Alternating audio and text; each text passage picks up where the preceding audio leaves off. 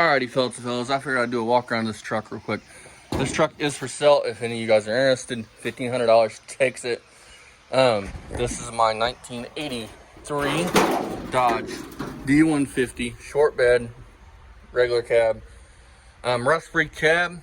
Well, 99% rust-free cab, rust-free fenders, rust-free core support, big block 400 that me and the old man built. Very budget build, runs excellent. It needs some finishing up work. This whole truck, this is a project. But a big block mopar is worth, just the engine and transmission is worth $1,500. Now, the only rust on the cab, only rust hole is that right there. The floors are solid, the doors are solid. This is an 83. It is a stick truck. So if you want to go back to a stick, you could. I don't have the pedal assembly. It's got an automatic in it. I have the grill, the bezels. Those parts actually belong to a YouTube friend of mine, so those don't go with this truck. Those are for a big C800. This is a custom. I'm not sure what the hell that means. I'm sure it's nothing special. It probably just means some interior upgrades like your old Skylarks are. Tack that isn't hooked up. Oil pressure gauge right there. And then right here is where your water pump, your water temp gauge. It's electronic. It's laying in here. Bed needs replaced, or you could fix it if you wanted to. It has 2.5-inch Flowmasters to right here, hooker headers, small Elderbrock cam, basically bone stock 400. Has a forged crank out of a 383, out of a 67 Chrysler Newport, something like that. 727 out of the same car, torque flight. I think it's an 8. It's not 8 1/4. What's the stock Randall ones? The hell are they? 8 1/4? Yeah, 8 1/4, I think. No taillights, no rear bumper, front bumpers right there. All this crap gets cleaned out of it. Some parts in here. So frame is good. Frame is in excellent condition. So with that being said, if you so wanted to, you could finish this truck up and have a decent truck. Drive shaft, I have a drive shaft that should work. It needs a yoke. It's underneath all that shit. Door panels are back there. Again, same rust-free crap.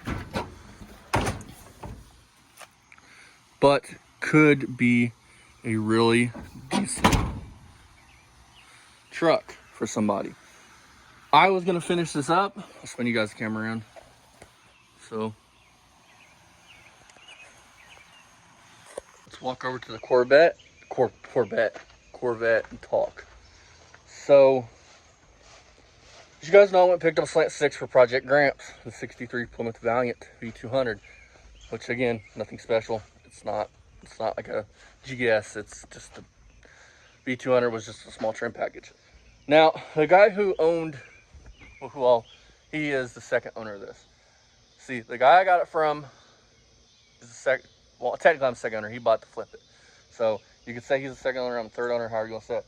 The guy I bought this car off of, he's a Mopar guy, and he's a great guy. I mean, awesome guy, honest. Not very many people you find anymore selling shit on Facebook that are honest, but this guy is. Now, the guy that had that car has a 67 Ford Mustang, as I'm gonna call it, because it's rusty, it's crusty, and it's dusty. But for those of you that don't know, the 64 to 66, I think somebody told me on the other channel, your first gen, I'm not a big fan of. They don't look muscle car-y enough. You know, they don't look mean enough. But Ford in 1967 introduced their new body style, which looks mean.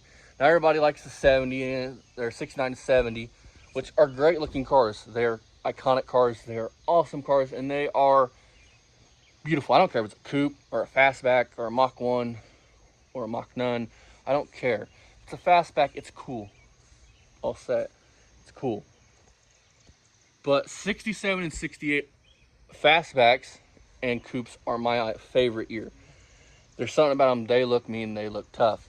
So instead of just hoarding all of my cars and just keeping them forever, I don't need fucking 86 cars by the time I'm 61 and dying. I don't need that. So why not let somebody get a chance to pick up this truck, finish it the way they want to finish it. I was going to do an in-bed tank, so under-bed tank. So you guys will need a new tank because that one's gone.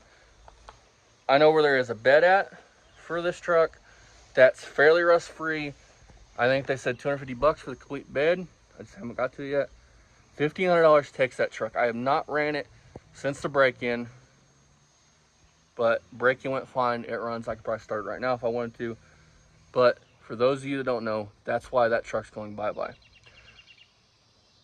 This is my chance. I'm going to pay $1,000 for this car, and it's going to be a massive project. But it is an early Mustang. It is well, fuck it. It's a Mustang. Parts are all over the place for them. They're cheap. Sheet metal is cheap and all that. So I'm thinking as soon as I get this truck sold, and hopefully he don't sell that car, which I don't think he will. Nobody, he don't have it listed. Nobody really knows about it. We'll get that here. We'll start on that this winter, doing body work. Quarters are like $300 for both of them. Now it's an extra it's like $600 shipped, but for quarters, to me, that's cheap for both. Floor pan, front to back, the parts are just cheap. Y'all want to build a Mustang, I don't care if it's the first gen, second gen, or third gen, get into Mustangs. So that has to go bye-bye. If you guys are interested, $1,500 takes it. And clean title, clean and clear title. What else can I say about it? Besides, it would be one hell of a truck when it's all said and done. First gen Dodges are cool, and I love them. I do love that truck, but there's no sense in keeping it. For one, I don't want to fill up my yard with cars. And for one, it'd be, if I get this Mustang, I'll be focused on it, and it'll be another 2 years before we touch that car. So you might as well put it in somebody's hands that'll save it, and put it on the road, somebody that can enjoy the car, the truck. I have, and the main reason is that it was gonna be my summer cruiser. I have this now. I don't need that truck to be a summer cruiser. I have the Vet. I don't need that truck to be a summer cruiser. That came up for a steal. I paid $2,500 for that car, running, driving, drove it home. Beautiful car. And then we were in the process of building this, but I've always wanted a Corvette. I bought a Corvette. This truck can be yours, $1,500. Can be yours. I will show you guys it runs. There is a new tranny filter and tranny gasket in here, just because I don't know when last time this thing was changed. I know where I said there's a whole parts truck at, and if you buy this, I'll gladly put you in contact with the people that have this parts for this. They have every part you think of, bumpers, bed, anything you can think of. Let me know what you guys think. See you guys next time. Sad to see it go, but I'll be getting a dream car of mine that will be like the fucking Dart that will never leave my possession. So with that being said, and before you guys get on here and go, well, it's a Ford. You always knock Fords. Yes, I knock Fords, but everybody, Dad knocks Dodges. I knock Chevy. Does that mean he hates Dodges and I hate Chevy? No. It's just a burn of a joke.